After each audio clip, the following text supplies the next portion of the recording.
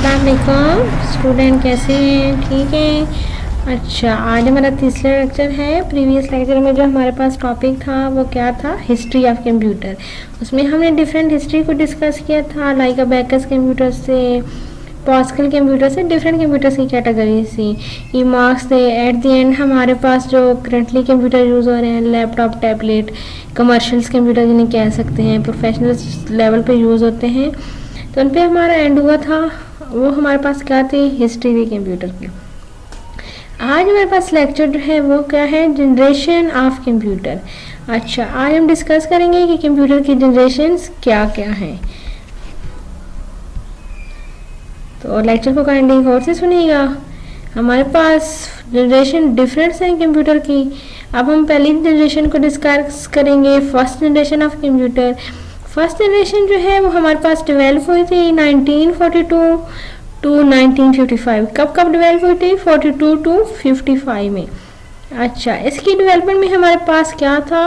ये large size के computer थे। इनका स्ट्रक्चर कुछ इस तरह का है जो आपके सामने है।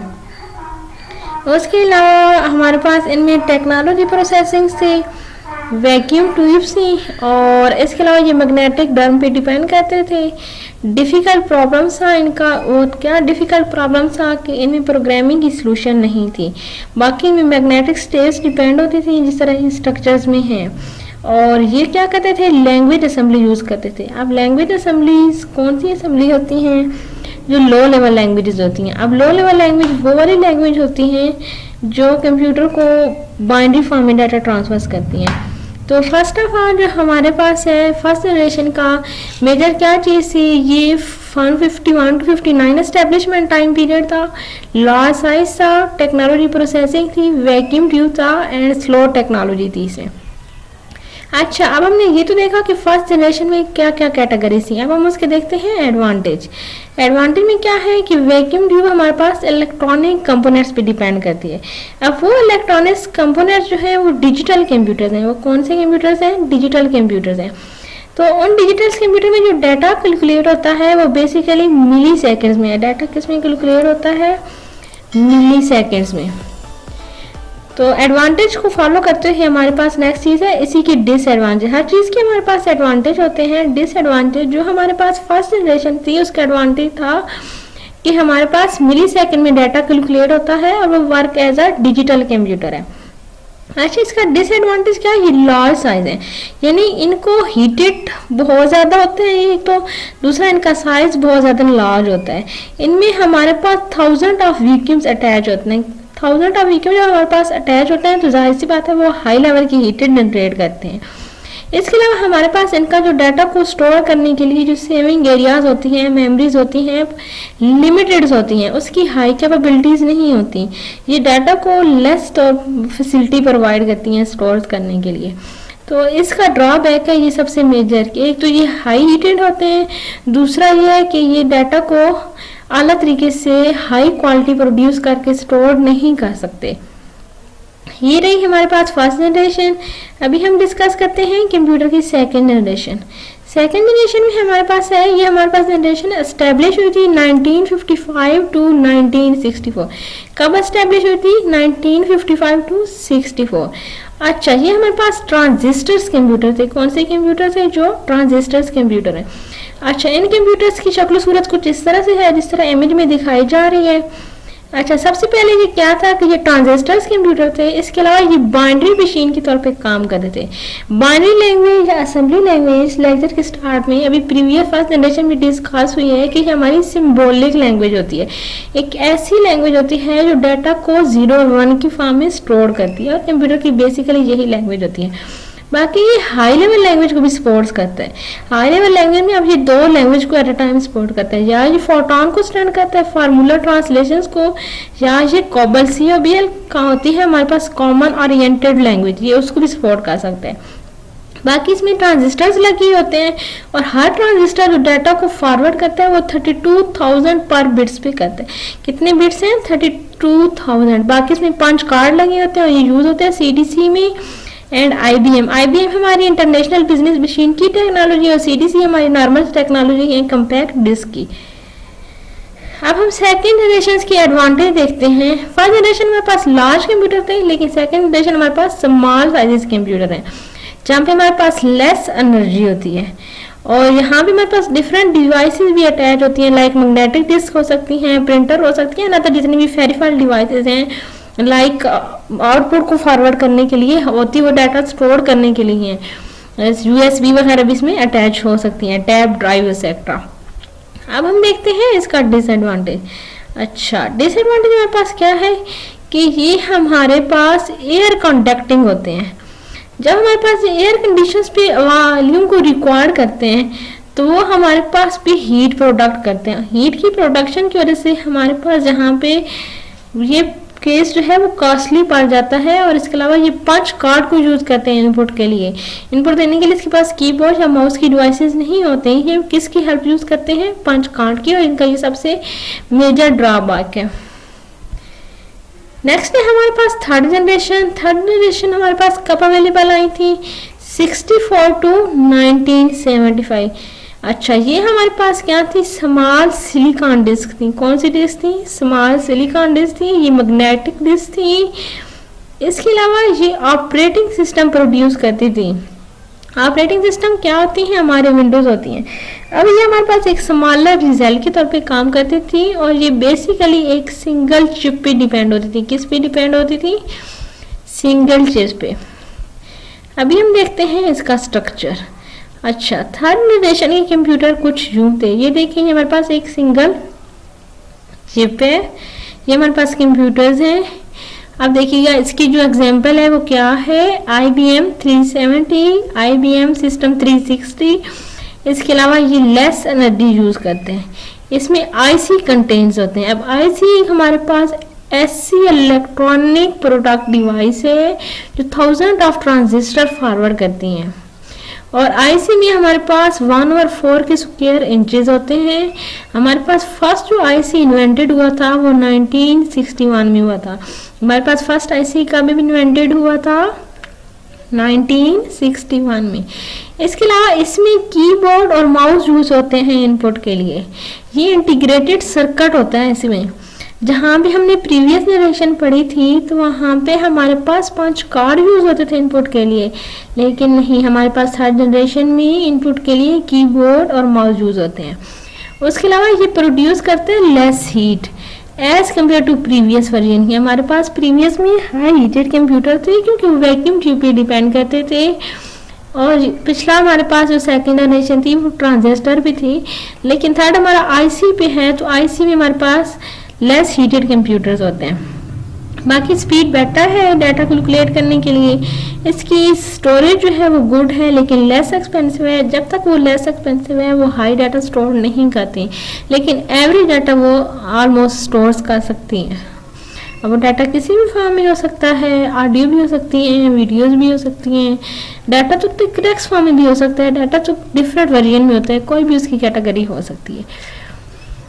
और ये जनरेशन का जो क्वेश्चन है ये प्रीवियस पेपर्स में भी रिपीट हुआ है, इसलिए काइंडली जनरेशन के लेक्चर को गौर से सुनिएगा। नेक्स्ट है हमारे पास इसी की एडवांटेज। अभी मैंने एडवांटेज ही कुछ डिस्कस किए, जिनमें वो भी यही कहते हैं कि हमारे पास लेस एनर्जी है और गुड स्टोरेज है, हाई लेवल लैंग्वेज है। अब देखिए, कंप्यूटर्स की 2 लैंग्वेज होती हैं डाटा को स्टोर करने के लिए। एक लो लेवल लैंग्वेज होती है, एक हाई लेवल लैंग्वेज होती है। अब जो लो लेवल लैंग्वेज है वो असेंबली लैंग्वेज है, जो हमारी सेकेंड जनरेशन को सपोर्ट करती हैं, जो सिंबॉलिक्स लैंग्वेज होती हैं, जो binary language. High level language वो लेवल लैंग्वेज होती है जो क्लोज टू ह्यूमन हो। लो लेवल लैंग्वेज वो लैंग्वेज होती है जो क्लोज टू मशीन हो। तो अभी हमारे पास जो हाई लेवल लैंग्वेज है वो ये डिवाइस थर्ड जनरेशन की सपोर्ट करती हैं। अब हाई लेवल लैंग्वेज की भी डिफरेंट टाइप्स होती हैं। उनमें फर्स्ट 2 टाइप्स को फोरट्रॉन और कोबाल्ट लैंग्वेजेस को ये सपोर्ट करते हैं।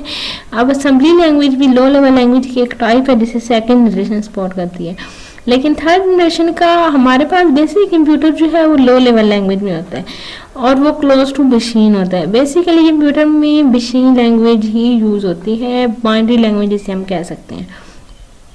तो यहाँ भी हमारे पास थर्ड जनरेशन की एडवांटेज थे, इसी लिहाज से हमारे पास इसके कुछ एडवांटेजेस भी डिसएडवांटेजेस भी होंगे। अच्छा, इसमें क्या है कि ये एयर कंडीशंस होते हैं जो हाई टेक्नोलॉजी रिक्वायर्ड करते हैं। अच्छा, अगर उसमें हाई टेक्नोलॉजी रिक्वायर्ड होती है तो इसकी जो मैन्युफैक्चरिंग है या रिपेयरिंग है वो with the help of chip होती है। अगर इसकी चिप में कोई वायर ब्रेक हो जाती है, कोई प्रॉब्लम क्रिएट हो जाता है, तो वो आपका डाटा लॉस भी कर सकता है। इसलिए इसकी स्टोरेज गुड है, ये लेस एक्सपेंसिव है, बट ये डिपेंडेंट करते हैं हाई टेक्नोलॉजीज पे। नेक्स्ट है हमारे पास फोर्थ जनरेशन। अच्छा, फर्स्ट जनरेशन अपने टाइम पे लेटेस्ट थी, सेकंड अपने हर ईयर में जो जो जनरेशन आई वो अपने तौर पे बेस्ट रही। हर के अपने एडवांटेज थे, हर के डिसएडवांटेज। जैसे जैसे टेक्नोलॉजी में तरक्की हुई, जनरेशन में भी तब्दीलियाँ आती हैं। जैसे आपने हिस्ट्री में पढ़ा था कि हर सिंटैक्स की हिस्ट्री में एक अलग डेवलपिंग हुई थी, इसी तरह जनरेशन भी डिफरेंट थी। तो ये जो हमारे टॉपिक है ना, कंप्यूटर की हिस्ट्री या जनरेशन, या इसके अलावा हमारा नेक्स्ट जो टॉपिक होगा मोस्ट इम्पॉर्टेंट टॉपिक है। अब हम डिस्कस करते हैं फोर्थ जनरेशन। फोर्थ जनरेशन कब एस्टेब्लिश हुई थी? 1975 में। अच्छा, और ये 1975 से जनरेट हुई है तो अभी तक ये चल रही है। ये मैक्रो प्रोसेसर कंप्यूटर्स होते हैं। मैक्रो प्रोसेसर्स कौन से कंप्यूटर्स होते हैं? जिनमें स्मॉल चिप्स कंटेन्स होती हैं, और इसके अलावा ये चिप जो है वो थाउजेंड्स के लिहाज से लगी होती हैं, और ये रिड्यूस करते हैं डिफरेंट हीटेड को। ये देखिएगा, इनका स्ट्रक्चर कुछ इस तरह का है। ये हमारे पास डिफरेंट में कंप्यूटर्स हो सकते हैं, डेल के होते हैं, एचपी के होते हैं। ये इनका सीपीयू है, सेंट्रल प्रोसेसिंग यूनिट है, जो स्टोरेज एरिया है, ये कीबोर्ड है इनपुट यूज़ करने के लिए, माउस है इनपुट, इसके अलावा मॉनिटर है जिसे हमने प्रीवियस एक फर्स्ट लेक्चर में डिस्कस किया था कि हमारे पास एक आउटपुट डिवाइस के तौर पे काम करता है, जो स्क्रीनिंग एरिया होता है जिसमें आपको स्क्रीन डिस्प्ले होती है। अच्छा, तो ये हमारे कौन से मैक्रो प्रोसेसर्स कंप्यूटर। देखिए, हमारे पास फर्स्ट जनरेशन में जो सबसे पहले कंप्यूटर आया था वो बहुत बड़ा था, वो इवन के लार्ज साइज कंप्यूटर था जिसे रूम स्पेस चाहिए थी। लेकिन आहिस्ता आहिस्ता ऐसे हमारे पास जब फोर्थ जनरेशन के कंप्यूटर पड़े तो वो हमारे पास होम टाइप कंप्यूटर्स आ गए जो नॉर्मल यूज हो सकते हैं। अच्छा, फोर्थ जनरेशन कंप्यूटर्स क्या हैं? Contain thousand of ICS। इसके अलावा इन भी मैक्रो प्रोसेसर्स होते हैं, इनमें भी क्या होते हैं? मैक्रो प्रोसेसर्स होते हैं। और ये है हमारे पास मेंटोस ऑपरेटिंग सिस्टम यूज़ करते हैं। मेंटोस हमारे पास क्या होती है? एक IBM मशीन होती है। क्या होती है हमारे पास? IBM मशीन होती है, मोर पावरफुल होती हैं, रिलायबल होती हैं, ये स्मॉल साइज भी होती हैं। इसके अलावा ये हीट डिस्चार्ज करते हैं। क्या डिस्चार्ज करते हैं? हीट को। बाकी इनकी जो स्पीड है ना वो बेटर है। इसके अलावा ये रीड्स करते हैं इंस्ट्रक्शंस। अब वो इंस्ट्रक्शंस कितने पे रीड होते हैं? 1 मिली सेकेंड्स पर सेकेंड टोटली ये जनरेट करते हैं पर्पस को। इसके अलावा ये लेस नीड ऑफ रिपेयरिंग, इनकी रिपेयरिंग की कोई ख़ास नीड नहीं होती।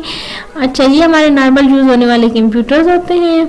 इंस्ट्रक्शंस हमारे पास हर कंप्यूटर में फॉरवर्ड होती हैं। ये हमारे होम कंप्यूटर्स भी हो सकते हैं, ऑफिशियल कंप्यूटर भी हो सकते हैं, एजुकेशनल इंस्टीट्यूट्स के लिए भी यूज़ हो सकते हैं। और बाकी ये मिली पर सेकेंड्स पे डाटा को स्टोर करते हैं और इनकी रिपेयरिंग ईजिली है। अब हम देखते हैं इसके एडवांटेज। अच्छा, क्या है? फर्स्ट ऑफ ऑल ये स्मॉल साइज है। इसके अलावा ये हीट जनरेटेड करते हैं, इनकी स्पीड हाई है, और इनकी रिपेयरिंग जो है वो क्या है? इजली है। ये हमारे पास क्या है? तीसरी केस इनका कि हाई लेवल लैंग्वेज यूज करते हैं कंप्यूटर्स। डिसएडवांटेज क्या है? इसमें मैक्रो प्रोसेसर्स लगे होते हैं। जब मैक्रो प्रोसेसर कंप्यूटर में यूज़ होते हैं, मैक्रो टेक्नोलॉजी तो मोर एक्सपेंसिव होती है। जिस टाइप की टेक्नोलॉजी यूज़ होती है उसी ही टाइप का एक्सपेंशन रेट होता है कंप्यूटर्स का, तो ये एक्सपेंसिव होते हैं। किस वजह से एक्सपेंसिव होते हैं? ये इनका ड्रॉबैक है, क्योंकि इनका मैक्रो प्रोसेसर टेक्नोलॉजी यूज़ होती है। बाकी इनकी गुड स्टोरेज है, गुड स्पीड है, डाटा इजली ट्रांसफर करते हैं, और ट्रांसफर डाटा रेट भी हाई है, और डाटा को स्टोर करने का रेट भी हाई है। लॉन्ग टर्म तक आपका डाटा स्टोर कर सकते हैं। नॉर्मल हमारे पास यूज ही हो रहे हैं। अब हम चलते हैं फिफ्थ जनरेशन पे। जो हमारे पास अभी कंप्यूटर हैं या जो आने वाले टाइम तक यूज़ होंगे कंप्यूटर्स, वह हमारे क्या हैं? फिफ्थ जनरेशन के कंप्यूटर्स हैं। ये देखिएगा, ये हमारी क्या है? फिफ्थ जनरेशन कंप्यूटर्स हैं। ये हमारे हैंड हेल्ड कंप्यूटर कह सकते हैं। इसके अलावा इन्हीं हम आर्टिफिशियल टेक्नोलॉजी या आर्टिफिशियल इंटेलिजेंस कहते हैं। इसमें वॉइस रीऑर्गेनाइज कंप्यूटर होते हैं।